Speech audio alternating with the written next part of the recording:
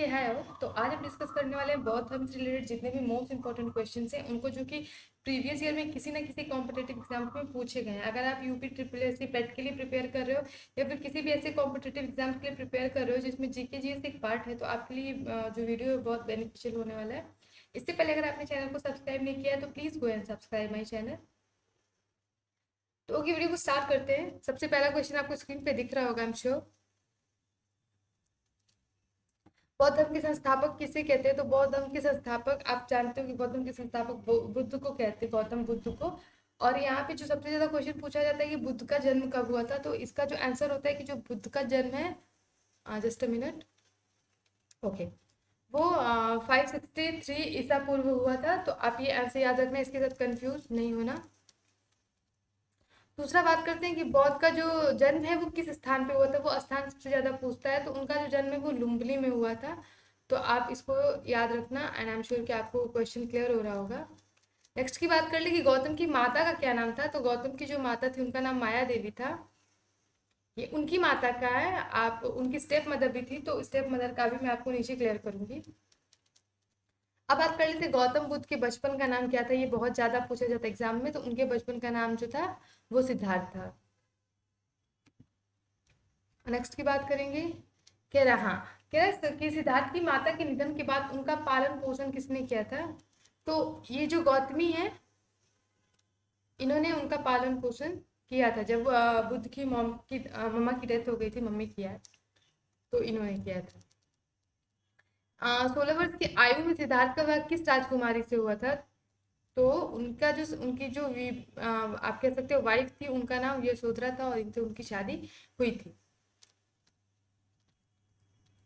यशोधरा से सिद्धार्थ को एक पुत्र की प्राप्ति हुई थी, उसका नाम क्या था। ओवरऑल ये पूछ रहा है कि जो गौतम बुद्ध थे उनके पुत्र का क्या नाम था। तो आप सभी को आई एम श्योर क्लियर होगा कि गौतम बुद्ध के पुत्र का नाम राहुल था। नेक्स्ट की बात करें अगर, तो कह रहे कपिल वस्तु की सैर के दौरान सिद्धार्थ ने निम्नलिखित में से कौन से दृश्य देखे थे। तो आप अगर आपने थोड़ा सा बौद्ध धर्म पढ़ा होगा तो आपको पता होगा कि उन्होंने एक बूढ़ा व्यक्ति देखा था, एक रोगग्रस्त व्यक्ति देखा था, एक मृत व्यक्ति देखा था जो कि जा रहा था। और आंसर हो जाएगा आपका ये सभी, क्योंकि उन्होंने ये तीनों ही देखे थे जब वो कपिल वस्तु के सैर पे निकले हुए थे। तो आपका आंसर हो जाएगा ऑल ऑफ दीज, मीन्स की D.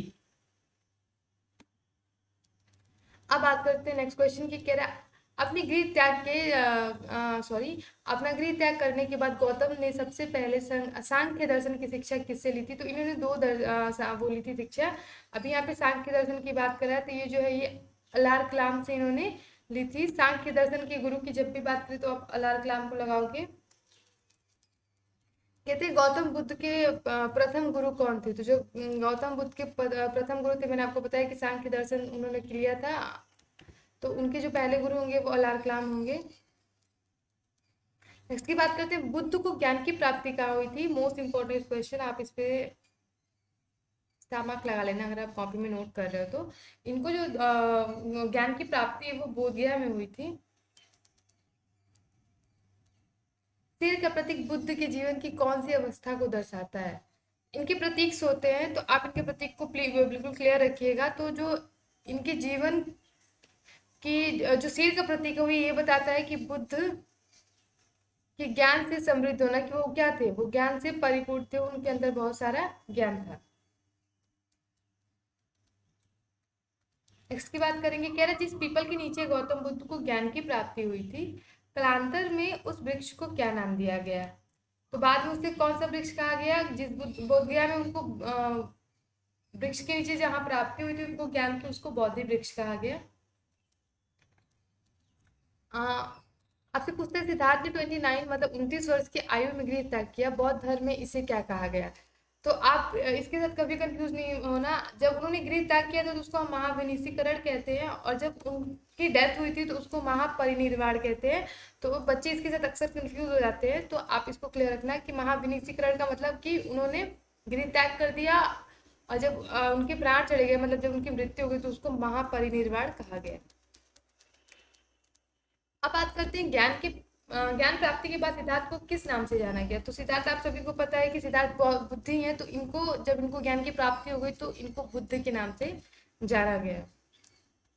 Oh sorry, just a minute, okay.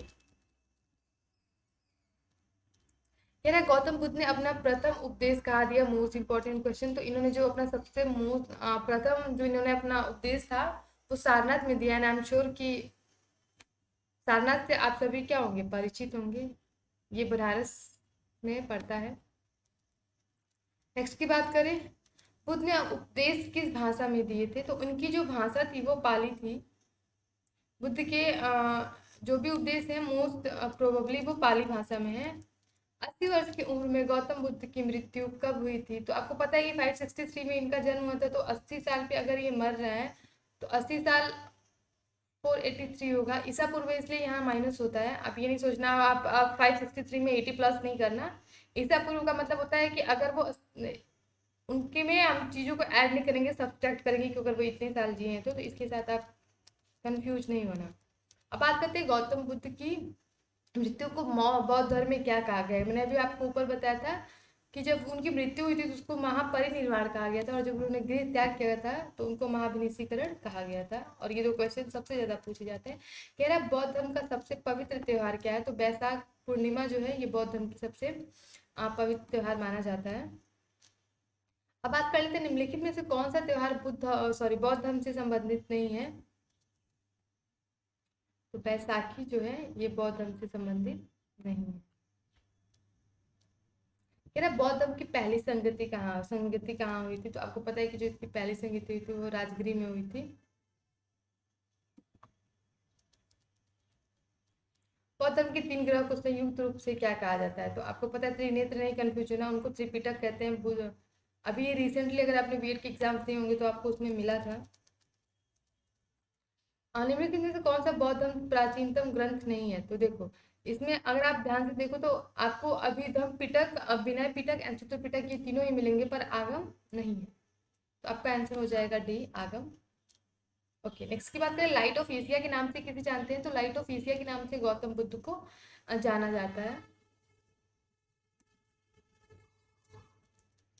Okay, Mahatma Buddha की सौतेली माँ का क्या नाम था, तो इनकी जो माँ का नाम था ये प्रजापति गौतमी था। इन्होंने इनका पालन पोषण किया था। मैंने आपको कहा था, मैं नीचे आपको क्लियर करूंगी। इनकी मासी थी, जब इनकी माँ की मृत्यु हो गई तो इनके पिता ने इनकी मासी से शादी कर ली और ये फिर इनकी सौतेली माँ हो गई।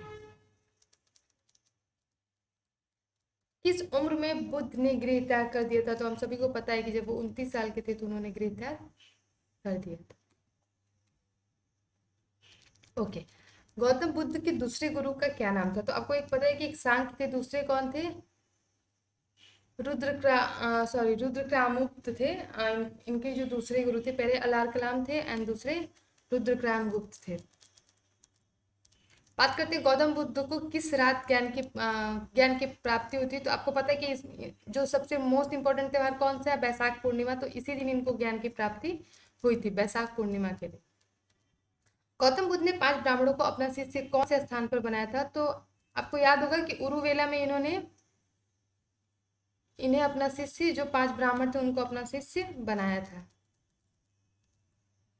बात कर ले बौद्ध धर्म अपनाने वाली पहली महिला कौन सी थी, तो इनकी जो सौतेली माँ थी गौतमी, प्रजापति गौतमी, इन्होंने ये बौद्ध धर्म को अपनाया था और ये पहली महिला थी बौद्ध धर्म की जिन्होंने बौद्ध धर्म को अपनाया था। तो ये रहे अभी तक के सबसे मोस्ट इंपॉर्टेंट क्वेश्चन जो कि अभी तक एग्जाम्स में पूछे गए हैं। एंड आई एम श्योर कि आपको क्वेश्चंस क्लियर हुए हों। ऐसे ही मैं टॉपिक वाइज इसलिए लेके आ रही हूँ ताकि आपको ना टॉपिक वाइज क्लियर हो। मैं मिक्स करके ले आऊँगी फिर आप कंफ्यूज हो जाओगे। ऐसे आप एक एक टॉपिक करके जाओगे तो आपको ज़्यादा टाइम तक याद रहेगा एंड साथ ही साथ आपको चीज़ें क्लियर हो जाएंगी। स्टोरी के फॉर्म में नहीं पर ऑब्जेक्टिव के फॉर्म में आपको बहुत सारी चीज़ें पता चल जाएंगी। जैसे अभी आपको पता चल गया होगा कि बुद्ध जो थे उनकी बीबी का क्या नाम था, उनकी माँ थी, उनकी सौतेली माँ कौन थी और उस सौतेली माँ उनकी मासी थी। तो आज की वीडियो में बस इतना ही। Don't forget to like, subscribe and share. Thank you.